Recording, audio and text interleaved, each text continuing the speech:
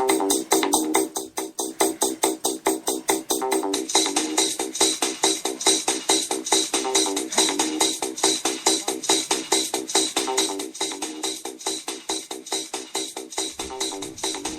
right, everybody, how are you? Welcome to Mostly Sports Talk. I'm Ken Allison today, along with Lake Morris, and we're going to talk some high school and maybe a little college ball today. Because it's high school and college ball time. We didn't get another show recorded this week, so we're going to kind of throw them both in together, Lake.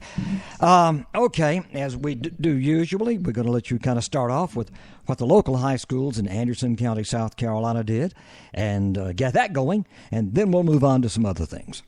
Well, before we begin, as always, another top 10 poll out this week. Not a lot of changes from last week. Westside comes in at number 8, again in 4A. Spartanburg remains number 1. Burns has jumped to number 2. They were number 4 last week. They had some pretty big wins the past few weeks over some quality opponents, so they moved up. In 3A, South Point remains number 1 in the state. And Seneca holds strong at number 5. BHP stays at number 7. So that loss to Westside 2 weeks ago hasn't really hurt them too much. No, it wouldn't. Losing to a 4A, they are 3A, moving to a 4A, and losing to a 4A. And, that's, I guess that they call it a quality loss. If there is such thing as a quality loss, I guess you can call it that. Finally, down in 2A, of course, Dillon remains number 1. Abbeville stays at number 2. And Pendleton took a little bit of a drop from their loss to BHP last week. They're down from 7 to 10 this week, but still not that big a hurt for them. They're another quality loss. Yeah, it is. And again, and finally in single A, McBee number 1, Bamberg Earhart 2, Christchurch number 3. So that's your top 10 heading into this week's high school football action. Okay, last week we had a tremendous. What game did you cover? I was at Palmetto and Crescent. Okay, and so Palmetto, first time in a long time, start 3-0. Yes, it's been a decade since they've started 3-0. And guess when Tommy Davis might have been coaching over there. And I know the score ended up a little lopsided, but it was a pretty close game. Yeah. Till about 8 minutes to go in the fourth quarter. It was a one possession game. Crescent had just scored, as we wrote about in the paper, and they attempted an onside kick with almost 9 minutes to go in the game, which was kind of surprising. But they recovered it. But unfortunately for them, 2 possessions later, they threw an interception, and Palmetto went down and scored. And Crescent got the ball again, couldn't do anything with it. Palmetto scored again. So they pulled away late, but it was a good win for Palmetto, I think. And third straight year for improvement so far for Doug Shaw's bunch. They started his first year there. They started 1-2. Well, this is not his first rodeo. No, it's not. He's a very good quality coach, and Jeff Murdoch too. I think is probably one of the more underrated coaches in the area. I think they're right now. Crescent's just trying to figure out if they're going to have enough guys to field a team at the end of the season. Yeah, see that happens, and I don't know, something you wrote or somebody brought up there. Remember now that these guys, they play both ways. Yeah. I don't know if at the 3A level, how much of that. I'm sure there's some of it. There's a few guys at 3A, but when you get to 3A, there's more specialization. And when you get to 4A, you're almost all one-way players, unless you have just an exceptional athlete out there. Yeah, okay. And then single A, everyone plays both ways, too. Sure, yeah. Way back in the day, when I was a young man, which was a long, long time ago, everybody played both ways back in that day. And so the smaller schools have to do it now. Okay, so we had one real exciting game involving one of our schools, and that was the Hannah and the Seneca thing that went on up there. That was definitely probably one of the more exciting games for the area, and that might be one of the better games we see all year. Yeah. Yeah, that was, from what I heard, and Will Vandervoort covered it for us, and he did a great job doing it. Hannah almost had it. They were a 2-point conversion away from winning the game, I heard. So yeah. And the question came up, why did they not go for a tie? And the answer that I have received, talking to some people, they had not been able to – they're going to have to kick it off, even if they tied it up. And they had not been able to slow down Seneca all night. And so it took a lot of nerve, a lot of guts on Bruce Allis's part. But I've talked to a bunch of old coaches who all say that he probably did exactly the right thing. I think he did. It was pretty clear neither defense was on that night. Yeah. Especially with how Hannah had just scored 2 touchdowns in the span of almost no time at all. I understand they onside kicked 4 times. Yeah, they onside kicked 4 times, and yeah, that's you don't see that very often. But that brings up a thought. I don't know if you have ever read about this guy. I think he coaches high school out in the Midwest somewhere. May even coach small college. I think it's maybe small college. I think I know who you're talking about. This guy never punts, ever. Yeah, I know exactly. Never punts, and he always onside kick. Yeah, this was a... It's a mathematic thing he goes into. Yeah, there was a few years ago, I think he actually coached high school in Arkansas for a while. May have, yeah.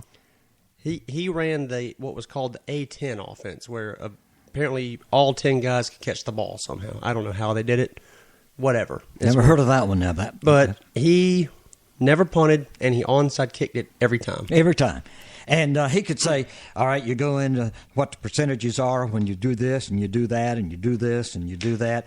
And this might not be germane, but when Roy Jeffcoat and I used to coach these little teams, even up to 13 years old, we never punted for this reason. All right, the guy's got to still get back around 12, 14 yards. All right, he's going to punt it from there. Well, the best punter you got, maybe kick it 20, 25 yards. You know, if he doesn't get it blocked and the snap is good, we never punted. And we just didn't feel like there was any reason to. And very frankly, wasn't a whole lot of reason for us to have to punt most of the time. Yeah. But anyway, I don't know. All this show is just kind of a conversation between you and me, and we don't necessarily have to hang into any rules or time constraints.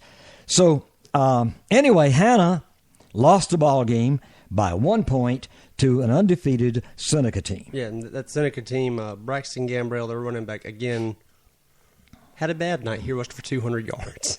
So yeah. If anyone knows, he typically rushes for about 300 a game. What's his size? He's about 5'8", and he's about 175 pounds. He's a little guy. Yeah. But, okay.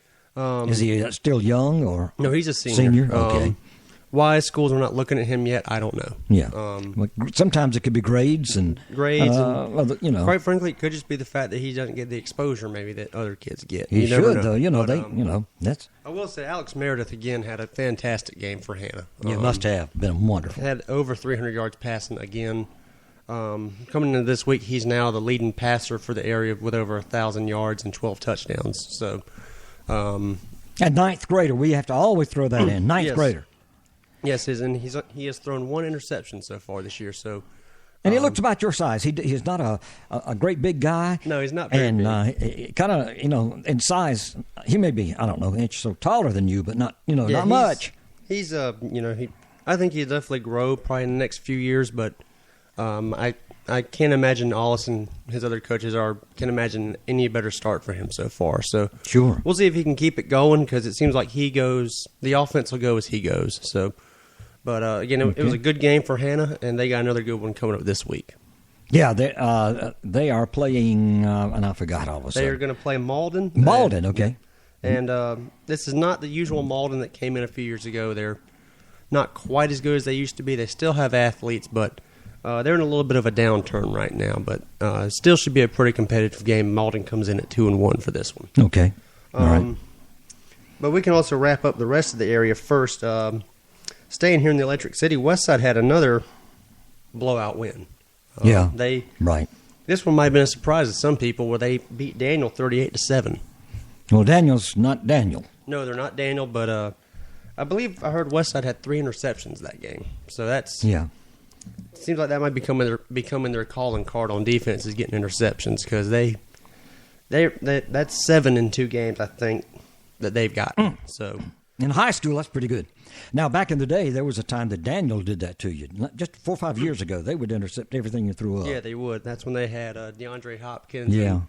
There's another young player that went to Virginia Tech for a while. He was out there. Yeah. That was one of the more loaded backfields they had. Yeah. So, staying in the area, BHP picked up a win, recovering from their loss to Westside 2 weeks ago. They beat Pendleton 41-7. So probably a game BHP should have won big. That's a classification lower than in Pendleton. Still a quality team, but BHP I just think has more athletes than Pendleton does right now, and rightfully so because they're a bigger school.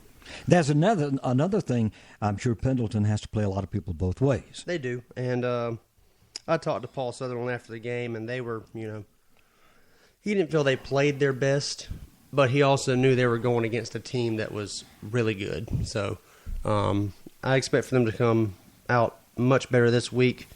And honestly, that loss doesn't hurt them very much. No, it doesn't really. Their season starts this week, but one of the more surprises this year, I think, has been the play of Wren. At least their start.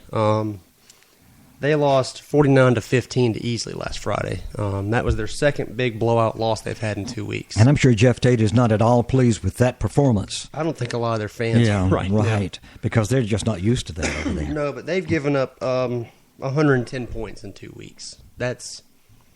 I heard they had a very, very long talk in the huddle after that game. So we'll see if that works and they get a little better this week. They should do a little bit better because they have a more favorable competition, and they also start region play this week. Yeah. But, giving up 110 points, almost 50 points a game, that ain't going to cut it moving forward, no matter who you're playing. So they got some work to do on defense, and they also got to get their offense going. But we'll see how they do this week against Pickens. Finally, Powdersville. They took a loss last week to Travelers Rest 41-28. I'm surprised at that. The spread there. I am too. Travelers Rest typically isn't a high-scoring team. Yeah. But this might be one of those years where they got some talent coming to the school finally and, maybe have the right system in place where They're the Devil Dogs, right? Yes, they are. The mighty TR Devil Dogs. But again, that was a 3A school beating a 2A school. So Powdersville loss doesn't really hurt them too much.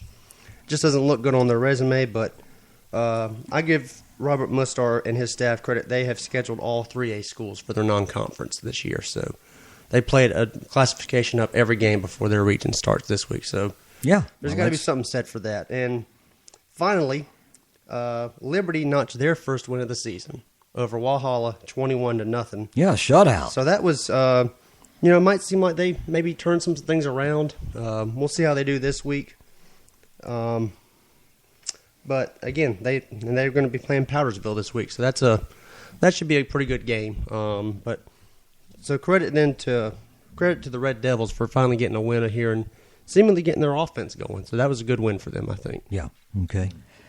Okay. So rundown. Can you run down the schedule? Who is where and what? Yeah, I certainly can. Okay. Well, my game of the week, where I'll be this week, is BHP at Palmetto. This will be the start of Western 3A. Wear your helmet now. I'll be sitting in their very dusty, very, very dusty visitors press box. Okay. Where I was last week. But okay. It's a good view for the game from there, though. I'm expecting a good game this week. I'll bet there will be a good game. Palmetto is much improved, and this is kind of a rivalry too. I know these schools just really don't like each other that much. Remember last year there was a counter by the BHP students of how many sports they beat Palmetto in. And so we'll see if Palmetto can notch a W in their column for this one for the first of the year. Okay. But I think it'll be a good one. Doug Shaw against Russell Blackston, and that'll be a war of minds. Yes, it will. As we said earlier, Hannah is going to host Malden, and Wren is going to play Pickens to open Western 3A play. Pickens comes in at 1-2. Wren's also 1-2, so that'll be interesting to see how Wren, if they do any better on defense this week against another spread team in Pickens. You don't want to say it's a must-win game for anyone.